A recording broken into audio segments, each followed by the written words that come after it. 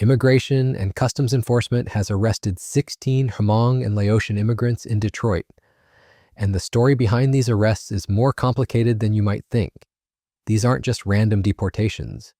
We're talking about people from communities that literally fought alongside American forces during the Vietnam War, risking everything to help the United States. And now, decades later, they're being deported to countries where their lives could be in danger. So what exactly happened, and why are lawmakers and civil rights groups calling this a grave injustice? The ultimatum is simple, brutal, and unprecedented in its scope. Leave voluntarily or face detention and deportation. But here's what nobody saw coming. This is not just another campaign promise. This is happening right now, and the machinery behind it is more complex and far-reaching than anyone imagined. August 9th, 2025, marked a turning point that immigration attorneys are calling the most aggressive enforcement action in modern American history. Sources within the Department of Homeland Security suggest that what we are witnessing is not just policy enforcement, it is a complete transformation of how America handles immigration. The question everyone is asking is not whether this will change the country, but how dramatically and how fast. The current wave of immigration enforcement has reached unprecedented levels, with the administration issuing what amounts to an ultimatum: leave voluntarily or face detention and deportation. Immigration attorneys are describing this as the most aggressive enforcement action in modern American history, coordinated with military-level precision across federal, state, and local authorities. This context makes the Detroit arrests particularly significant. They're not isolated incidents, but part of a broader campaign that's reshaping immigration enforcement across the country. To understand why these particular arrests matter so much, we need to go back, way back, to one of America's most secretive military operations. Between 1961 and 1975, while the world watched the Vietnam War unfold, the CIA was conducting what became known as the Secret War in Laos. This wasn't some minor side operation. It was the largest CIA paramilitary operation in history, and it relied heavily on Hmong and Laotian fighters who became America's proxy army in Southeast Asia. The Geneva Accords of 1962 had officially declared Laos neutral, but that didn't stop either side from fighting there. North Vietnam was using Laotian territory for the Ho Chi Minh Trail, their vital supply route to South Vietnam. The United States needed to disrupt this without openly violating Laos's neutrality. The solution? Recruit local hill tribes, primarily the Hmong people, to fight as guerrilla forces. General Vang Pao, a charismatic Hmong military leader, became the CIA's key partner. Under his command, the agency recruited and trained around 30,000 fighters, mostly Hmong, but also including Mien, Khmu, and other ethnic minorities. These weren't professional soldiers. They were farmers, mountain people who knew the terrain better than anyone else. The Hmong had originally migrated from southern China in the early 1800s, fleeing conflict with the Chinese dynasty. Most settled in the highlands of northern Laos, establishing small villages and practicing traditional agriculture. They had no nation-state of their own, no powerful military, no international allies. But when the CIA came calling, many agreed to fight, not because they loved America, but because they wanted to protect their way of life from communist forces. What the Hmong fighters accomplished was extraordinary. They blocked supply lines along the Ho Chi Minh Trail, conducted lightning raids against communist positions, and rescued American pilots who had been shot down over Laos. Boys as young as 10 years old were recruited as carbine soldiers, so named because they were no taller than an M1 carbine rifle. A former CIA officer once said they had an informal rule that a boy had to be at least as tall as an M1 rifle to become a soldier. We're talking about children fighting America's secret war. The cost was devastating. By 1971, historians estimate that over 1/3 of the total Hmong population in Laos had died. Half of all Hmong males over the age of 15 were killed in combat. Entire communities were destroyed. Families were torn apart. And when the war ended in 1975 with communist victory, those who had fought alongside America faced a terrible choice: flee or face almost certain death.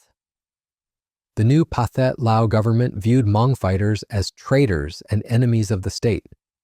They launched systematic persecution campaigns, executing Hmong leaders, imprisoning thousands in re-education camps, and hunting down former fighters in the jungle. The King and Queen of Laos, along with high-ranking Hmong officials, died from starvation and brutality in these camps. Fearing for their lives, around 100,000 Hmong fled to Thailand, where they lived in refugee camps before eventually resettling in countries like the United States, France, and Australia. Many of these refugees had literally risked everything to help America during its secret war. They had saved American lives, disrupted enemy supply lines, and fought America's battles when the U.S. couldn't officially be there. Thousands of these refugees eventually made their way to the United States, settling in states like Michigan, Minnesota, Wisconsin, and California.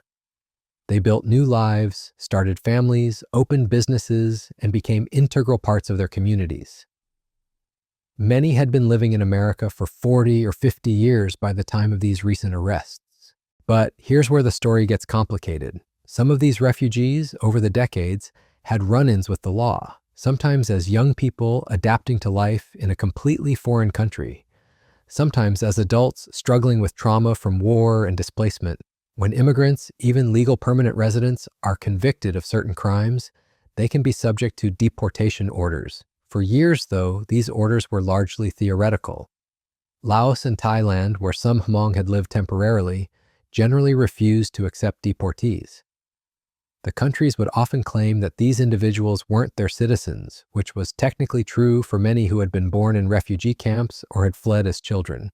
That changed under the Trump administration. The U.S.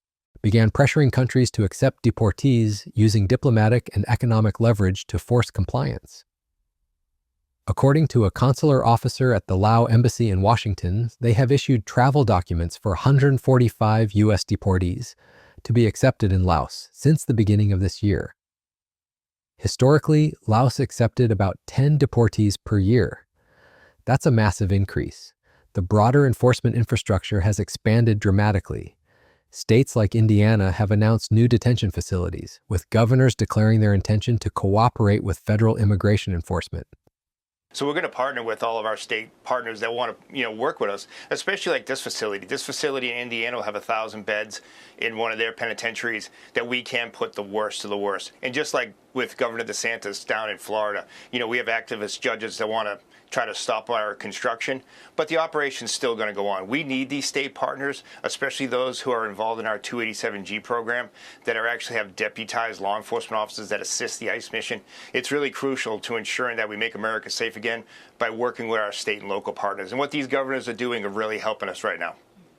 Director Alliance Tom Shalhoub, ICE's new recruitment push includes ending age requirements for new agents, recruiting current law enforcement officers, and increasing incentives for new hires like student loan forgiveness. But the left is mocking these efforts. You could be 18, you could be 75, you don't need a college degree. They'll take you. You can hang out with your absolute boys and defend your culture. Indiana's governor recently unveiled plans for a 1,000-bed migrant detention facility, calling it necessary to house what he described as illegal immigrants who broke the law after entering the country. This represents a significant shift in how states cooperate with federal immigration enforcement. This brings us to July 30th, 2025. 15 Hmong and Laotian immigrants received letters asking them to appear at the ICE field office in Detroit. Many thought it was routine. They'd had similar check-ins before, but this time was different. Instead of a routine appointment, they were arrested and detained. A 16th person was also taken into custody. The Department of Homeland Security defended the arrests, saying the operation resulted in the detention of multiple criminal illegal aliens, including child sex abusers, drug traffickers, a known gang member who obstructed a murder investigation, and other Laotian nationals with extensive criminal histories. But families and advocates paint a very different picture. Take Lua Yang, a St. John's resident who came to the U.S. as an infant in 1979. His family came as refugees after facing political violence for helping the U.S. military and CIA during the Vietnam War. He was born in a refugee camp in Thailand. As a young person, he made mistakes and served time in prison. But according to his wife, he became a pillar of the community after his release. the state of Michigan had his conviction expunged. He became active in Hmong community organizations and veteran advocacy. Or consider Sufeng Young, a Macomb County resident whose daughter described him as the backbone of my family and the source of strength for over 53 nieces and nephews. She said nearly 300 people would be devastated by his deportation. ICE said Yang had an outstanding deportation order since 2007 based on a robbery conviction in Toledo, Ohio. The human impact of these arrests has been severe. Families describe scenes reminiscent of the broader enforcement operations happening across the country. Daryl agents showed up at workplaces and homes, sometimes taking people away in front of children and neighbors.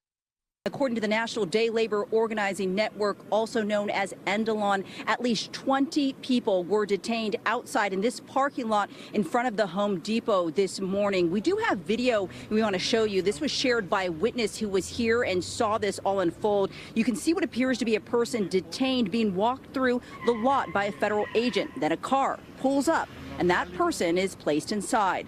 This happened around 9:30 this morning. You can see in the cell phone video federal agents that appear to be armed standing next to their truck as people are gathering video, and there's also what appears to be protesters standing outside on the other side of this fence. As these immigration operations continue, especially at local Home Depots. Cell phone video from similar operations shows armed federal agents detaining individuals and placing them in vehicles, with day laborers and other workers being rounded up in coordinated sweeps. In one case involving the Detroit arrests, a father was taken by plainclothes officers, leaving 3 young children unsupervised. Neighbors had to step in to care for the kids. Christine Sauvé with the Michigan Immigrants' Rights Center said the conditions in detention have been harsh. She reported that detainees have been making desperate calls to family members, saying they're hungry and being forced to sleep on concrete floors. The response from Michigan's political leadership has been swift and bipartisan. 28 elected officials, including 27 state representatives and senators plus a Detroit councilwoman, wrote a letter to Kevin Raycraft, field director of Detroit's ICE office, calling for the immediate release of all 16 detainees. State Representative Mai Xiong, Michigan's first Hmong American legislator, has been leading the advocacy effort. She criticized ICE's actions, noting that those detained were respected members of their communities. Instead of our federal leaders focusing on policy changes to reform the immigration system, she said, they are throwing billions of dollars into hiring more ICE officers while providing sign-on bonuses to snatch people. The legal and moral arguments against these deportations are compelling. First, there's the question of safety. Many of these individuals face genuine persecution if returned to Laos. Their history of cooperation with American forces during the secret war makes them targets for the current government, which still views them as traitors. Second, there's the question of citizenship and belonging. Many of the detainees were born in refugee camps and have never actually lived in Laos. Some have been in the United States for 40 or 50 years, essentially their entire lives. Their children and grandchildren are American citizens. Their businesses, communities, and entire support networks are here. Third, there's the broader question of America's moral obligation to those who helped during wartime. These communities literally risked everything to help the United States during the secret war. They saved American lives, fought American battles, and paid an enormous price for their cooperation. Many advocates argue that America owes them protection, not deportation. The timing of these arrests is also significant. They come during a period of dramatically increased immigration enforcement under the current administration. ICE arrests in Minnesota, for example, increased dramatically in the first 5 months of 2025, nearly equaling the total for all of 2024. The agency has been posting photos and information about Hmong arrestees on social media, often labeling them as sex offenders or gang members. But civil rights advocates argue this approach lacks nuance and cultural understanding. The Hmong community has a complex relationship with the American justice system, shaped by language barriers, cultural differences, and historical trauma.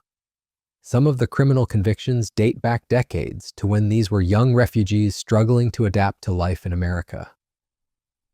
The broader implications of this case extend beyond just these 16 individuals. There are potentially hundreds of Hmong and Laotian Americans across the country with old deportation orders who could face similar arrests. The increased cooperation from Laos means that orders that were previously unenforceable could suddenly become very real threats. This situation also highlights the ongoing consequences of America's secret war in Laos. Despite their service, Hmong veterans are still not officially recognized as American service veterans, denying them the benefits granted to those who commanded them and fought alongside them in Southeast Asia. The secret war remained largely classified until the 1990s, and many Americans still don't know it happened. For the families currently fighting these deportations, the stakes couldn't be higher. They're not just fighting against family separation, they're fighting for survival. Many genuinely believe that deportation to Laos could mean death or imprisonment for their loved ones.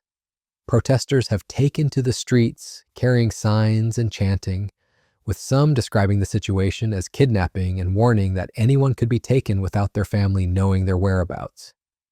They emphasize that immigrants deserve due process and that their rights are being violated, making it a concern for all citizens regardless of immigration status.